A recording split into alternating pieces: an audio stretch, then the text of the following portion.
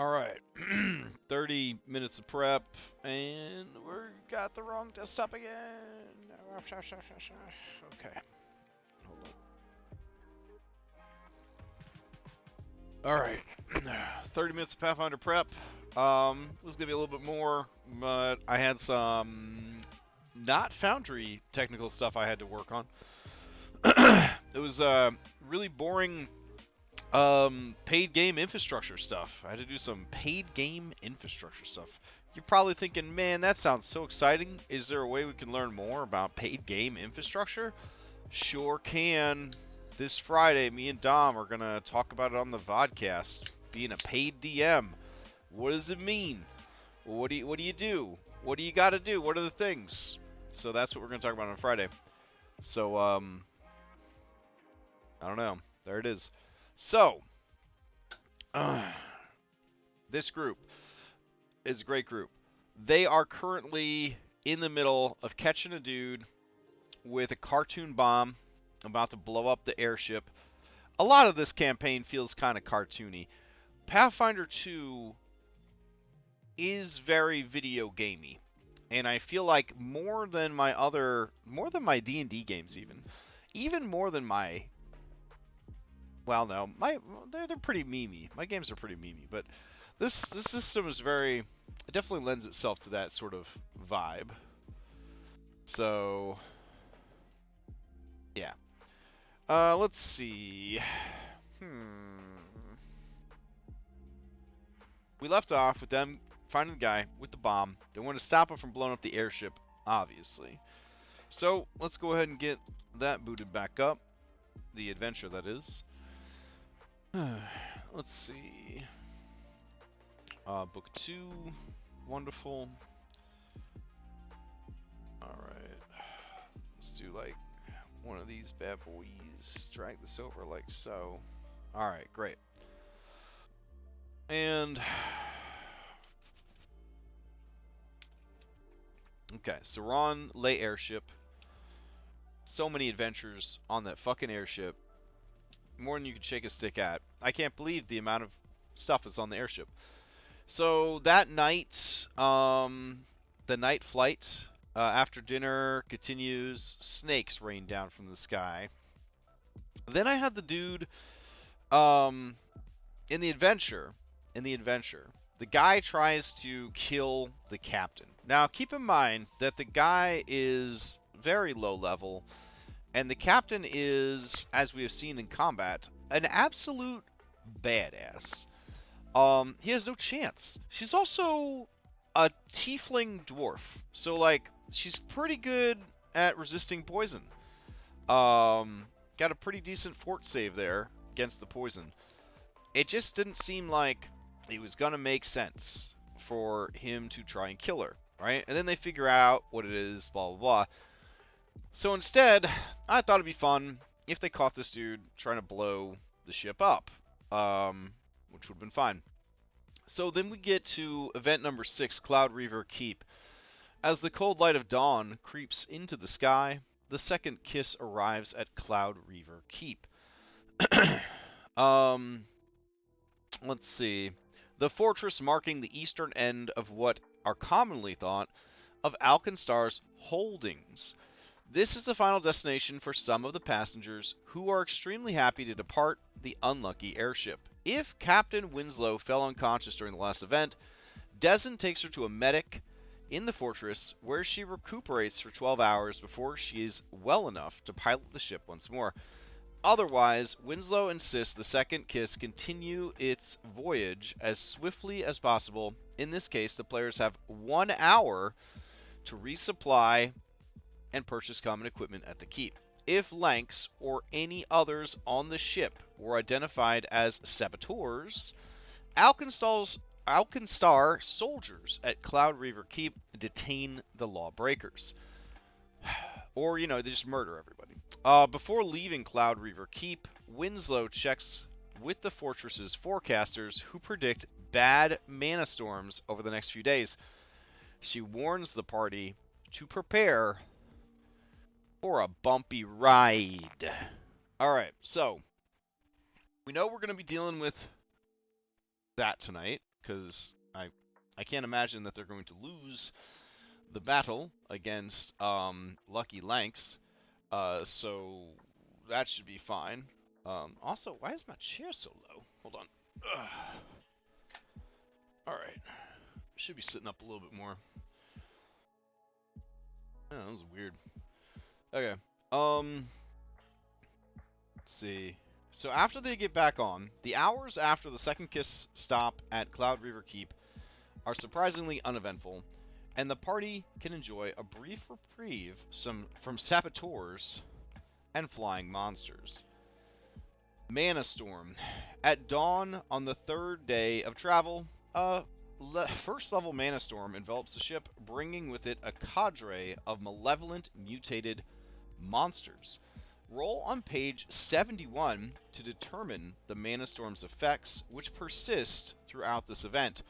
Depending on the exact effect, the encounter against the Marauders might be easier or harder than usual. Adjust XP if you use that bullshit. Creatures. Amid the storm, 3 mutated Maftet bandits take the airship by surprise. The Sphinx-like humanoids land on the observation deck and attack anyone on the deck or lounge, forcing their way into the cockpit to kill the pilots and crash the ship. So again, this map would have really benefited from just being like one giant ass map. And I technically have time to make it one giant ass map for my other group, but I don't really feel like doing that for this, because we've got a couple of more encounters before the end. But really, if I could do it again, if I had known just how much of the ship we were going to be going up and down constantly, I think I would have made one giant map to cover everything. Alas, I did not. Fortunately, we have teleporters and tools that make it work, but man, it's been a lot of heavy lifting. So, during the attack, you've got these Spellscar Sky Marauders. They have Mana Fever, which is a whole thing. And then we've got Event 8, The Storm Breaks, which is a severe encounter. After the party defeats or drives off the Maftets, the Mana Storm intensifies and a new threat appears. The storm escalates to a third level Mana Storm. Use the table on page 71 to determine the Mana Storm's new effect, which persists throughout the event. Creature, a terrible denizen created by the Spellscar, a chimeric manticore, uses the Mana Storm to cover the approach towards the second kiss, hoping to devour the delicious creatures inside. It uses its unarmed attacks on the airship and its breath weapon and tail spikes to attack exposed creatures. Okay. And the chimeric manticore has a blue dragon's head that breathes a 60-foot line of electricity, among other incredible things. The crash. If the second kiss takes sufficient damage to gain the broken condition, it immediately descends 60 feet per round in addition to its regular movement. When the airship hits the ground, it comes to a stop, and all creatures aboard must succeed on a DC 25 reflex save or be knocked prone. Even if the second kiss remains airworthy after the Mana Storm and Chimera attack, Captain Winslow still lands the airship to inspect the damage, because you're on a fucking railroad. Choo-choo!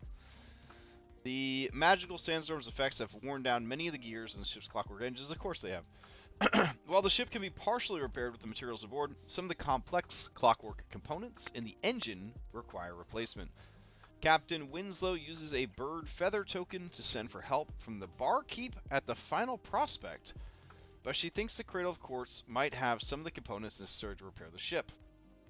As a Bryite temple, it likely has stocks of clockwork components, and it's only 2 days' trek to the east.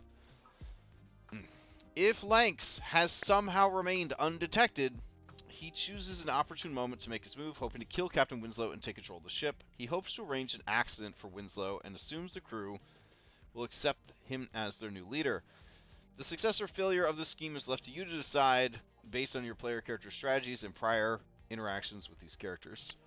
Captain Winslow and her surviving crew remain with the Second Kiss, repairing what they can and stripping out unnecessary components to lighten the dirigible's load. Any passengers who remain likely stay at the ship, where there's enough food and water for those remaining to survive 1 week. But they might ask to accompany the player characters to the critical course if they formed a particularly strong bond with the characters. There isn't enough food and water for the characters to take any with them.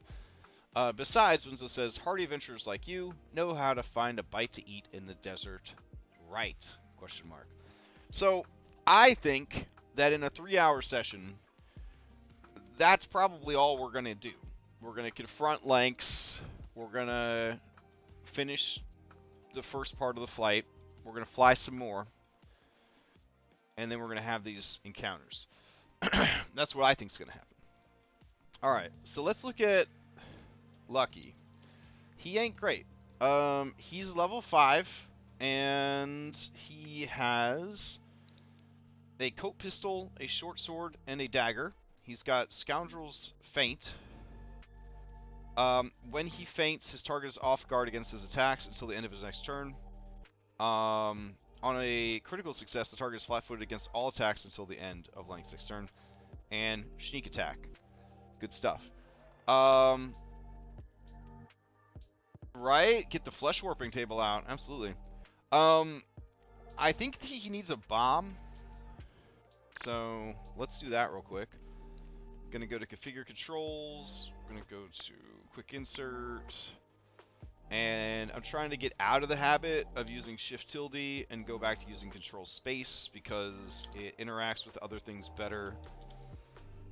Alright, so we got bomb. He got a big bomb. Let's see. How big of a bomb does he have? I don't know. How big of a bomb does he have? Let's see. Pressure bomb major. I feel like this could be a huge mistake if I give it to the party. Let me see. It's a level 17 item. What? It's worth $2,000. Good God. It only does 4d4 bludgeoning damage? What? Why is it so shitty? Oh my God. Alright, hold on. Are there any... I don't want to hurt the alchemist's feelings. Are there any good bombs in the game? I don't know. Junk bomb greater. Let's see what you're bringing to the table. 3d8 slashing damage, 3 bleed damage, and 3 slashing splash damage. Oh, yeah, that's true, that's true. Let's see. Compendium browser. Equipment. Consumable. And level. That's fine. Search. Let's see. Source? No. Weapon filter? Bomb. Nice. Oh, is it considered a weapon and not a consumable? Okay. Alright. Bombs are weapons. Got it. Alright. True shape bomb greater, blight bomb, lodestone bomb. That sounds promising. Lodestone bombs hold reactive ionized minerals preserved in a dormant state until broken. The bomb grants a +2 item bonus to attack rolls and deals 3d4 force damage and 2 force splash damage. In addition, a target made of metal, wearing metal, or using metal weapons takes 2d4 persistent force damage and is clumsy 1 and enfeebled 1, and it can last up to 1 minute. That is perfect, because he's attacking an airship. Alright. And it's only worth $400 if they manage to get out of his hands, but I think he's just going to throw it. So, fuck, where did I put it? Lodestone. Here. Hey, what? It was real. I was really reading it. It's 2 words? Oh, you know what? I spelled lodestone wrong. There we go. Lodestone bomb. Get in there. Why won't you give my man his lodestone bomb? There we go. Pipe. Alright, what else you got, Lucky Lanks? You got a coat pistol. You got a +1 striking short sword. Damn, son. You got feather token, chest. And you got hunting spider venom. You got 3 hunting spider venom? Holy shit. Okay. Maximum duration is 6 rounds. Unlikely you're gonna get a chance to use that. Yeah. Alright, so we've got that somewhat sorted. Cool. Now let's head over to Chapter 2. Airship dock, work in progress. So, weeks and weeks have gone by, and I have not made this fucking map. I just haven't done it. I am the worst DM in the whole world. I don't know what to tell you. I don't really want to have any adventures at the airship dock. If I'm being completely honest, it would make for a cool backdrop, but I feel like showing them this cool map and then not having a fight here, it would kind of be like, why did you show us this cool map if there's no fight here? And I don't really want to add a fight here. I just kind of want to continue the adventure. Shrug. So I'm not going to. I'm gonna try to stick to my guns and not do a lot more than the adventure's asking for. All right.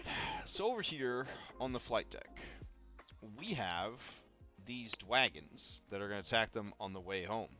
Love it. And then we've got this inquisitive manticore, who sadly is very small. I don't like how small he is. Now the party is already, where is it? Kelly McLean. They're level 5. Why is this an extreme encounter? They're level 5. What am I getting wrong here? No, it's severe encounter. Okay. Severe for a level of party foes. Okay. But there are 5 of them. So, what can I do to make this guy a little more spicy? So, we can add additional monsters, like some level 0 guys that are just kind of along for the ride. That could be kind of cool. We could give him a template. We could make him elite, which would be kind of crazy. The template's kind of cool, though. We could give him a couple of spells. That would be pretty spicy. I don't know. What could we do? Or, yeah, so we add some little dudes, or we add a template. I think those are our best. Or we add some spells to really take advantage of the Mana Storm aspect. Give him lightning claws. That's kind of cool. Though I think you might be onto something with the Mana Storm part. I'm more for more monsters than harder hit boss. Yeah, I got an idea. So we're gonna browse Le Compendium. We'll go to the bestiary, of which we now have a ton of extra stuff in our bestiary, assuming I turned it on. Let me check. Manage modules. Battle Zoo. Bestiary. Oh no, I didn't turn it on. Alright. Well, give me a sec as we reload. Also apologize for 2 different background musics. If you guys could hear the background music and there was 2 different background music.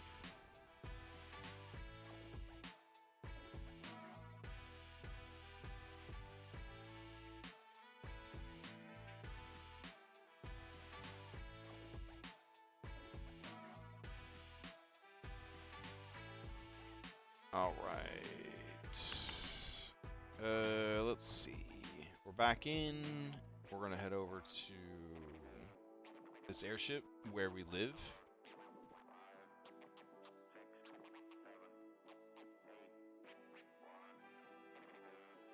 Max Ride GitHub. Man, I don't trust any of that stuff. You gotta trust your guts. Gotta trust your instincts, bro. That's what you gotta trust. Math in my Pathfinder? Get out of here. Get out of here. Alright, so while we're loading it up, we're going to search by level.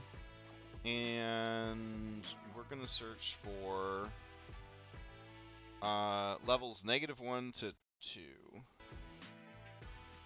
And I don't really care about the rest. I wish there was a little bit more that we could do for filters. We'll see what we got. Like, you know, other filters. Oh, traits. There we go. Let's see. There's quite a few traits here. Excellent, excellent. Dungeon, Eidolon, genies, zombies. Okay. Alright, let's see what we got. There's a lot of monsters to go through. Shattering Jaws, Clockwork Spy, Cogbear, Crawling Claws, Giant Rats, Goldmongers, Grunkles. Let's go with it. Elementals. Is there a tag for elemental? There we go.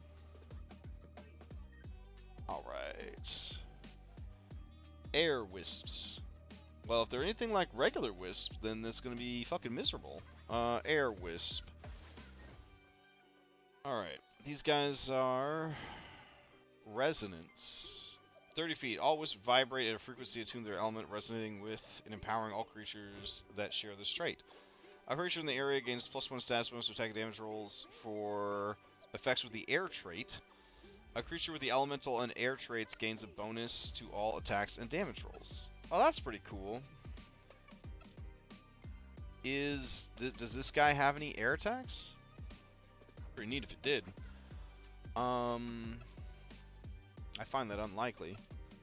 Three-headed strike, breath weapon is arcane.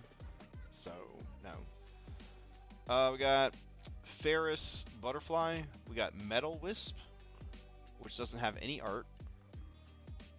And that's more resonance. We got Spark Troll. I don't think they can fly, though.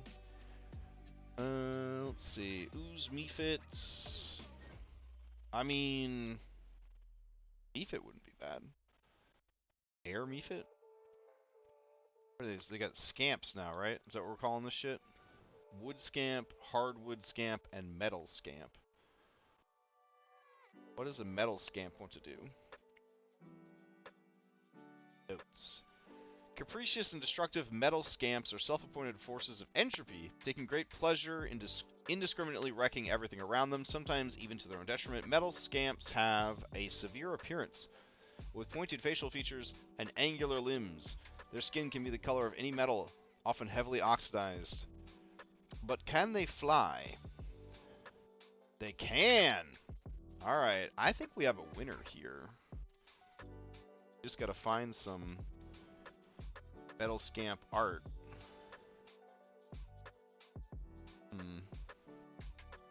Alright, let's see.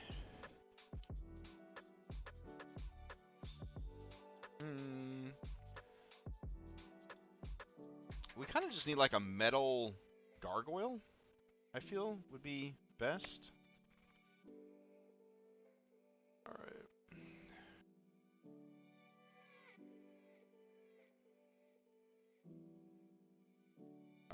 Search Metal Scamp, see if that pulls up anything cool. Nope, it thinks we want a Metal Stamp. We're gonna put Metal Monster. Okay. These are all way cooler than they need to be. Hey, that's pretty cool. It's stealing a baby though.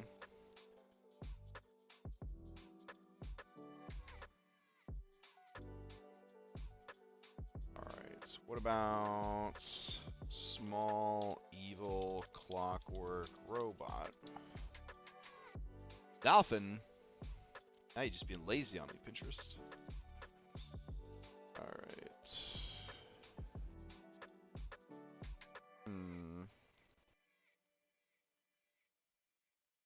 Well, you know what we could look up? Rust Mephit. Hey. Okay. That's a dust Mephit. You can't fool me. Mud Mephit.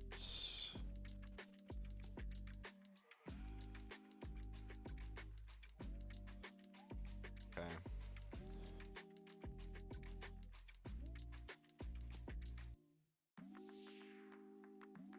So, we have this cool monster, but we don't have any art to represent the cool monster. What a conundrum. Alright.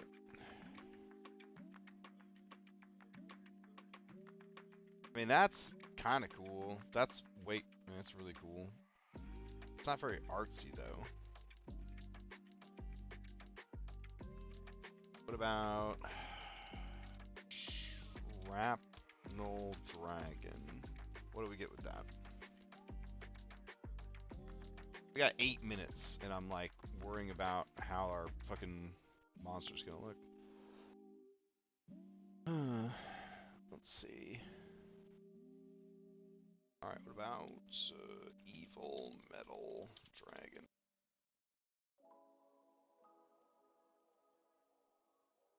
Okay, yeah. Just a bunch. Oh, wait. Okay. You know what? Go for it. There we go.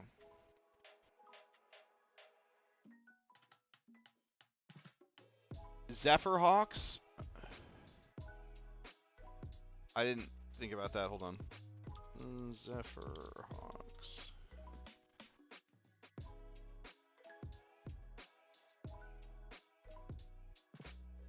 Zephyrhawks drift on the currents of air. Ooh, they level 3 though, bro. Seems kind of dangerous. Alright. Open. There you go. Now, we'll go with this weird Yu-Gi-Oh! Looking monster. Apologies to any Yu-Gi-Oh! Enthusiasts who are like, no, man, that's a such and such. I don't know. Alright. We need some UA tokens. The last time we made tokens for UA was in September. Wow. Alright.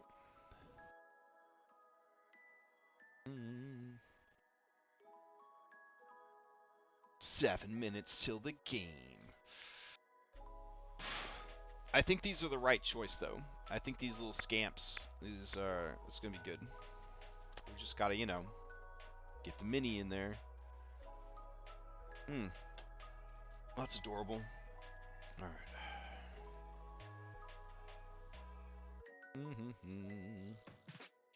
I'm not gonna try and make it, like, super fancy. Like the Pathfinder, Peepsoo, but... Go. Drop Shadow. A big contribution. Alright. Ooh, Metal Scamps. Excellent. Alright. So, go over to our actors, drag out this Metal Scamp.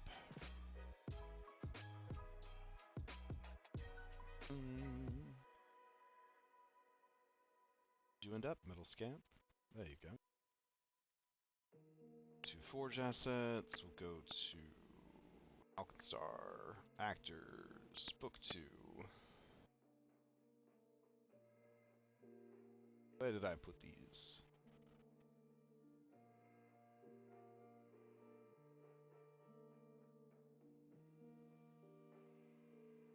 These will also be fun because...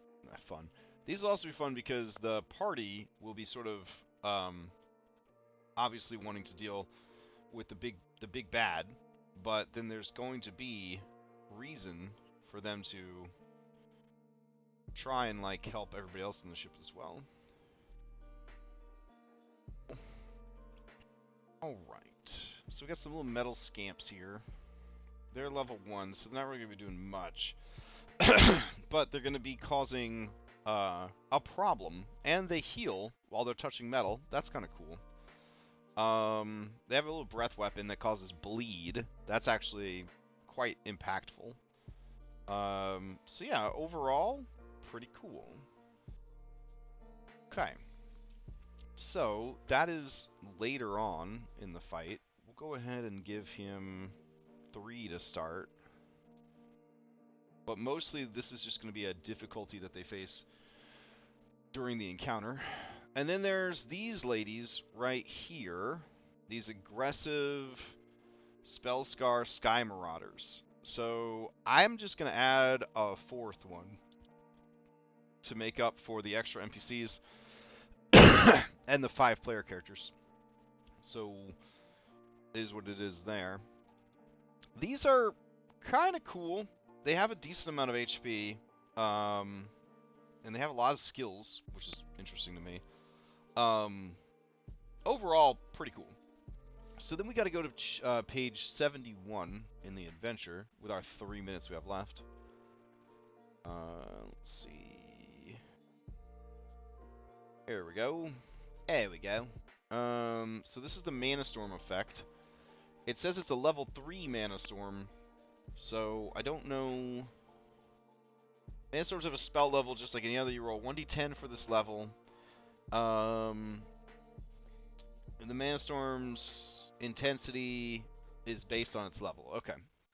And then the things are Bleaching, Crawling, Anchored, Unlock, Strange Reversal, Gravity Surge, Psychic Assault, Dazzling Mine, Geyser, Sudden Pit.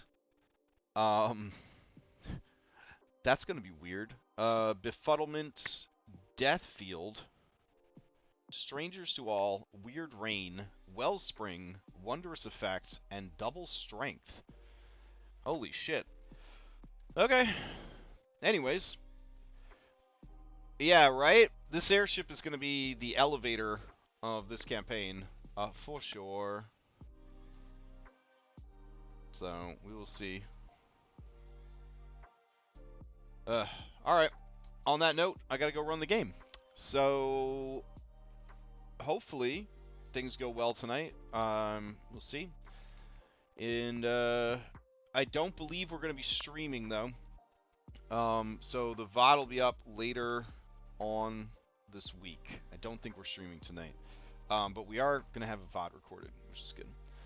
So, tomorrow night we got Baldur's Gate. Thursday we've got Curse of Strahd. Friday we got Vodcast. Saturday, Curse of Strahd. Saturday, more Outlaws. Sunday, Curse of Strahd and Mythic. Monday we'll be back here. That's what our week is looking like. Hope everybody has a good evening, and I'll see you next time.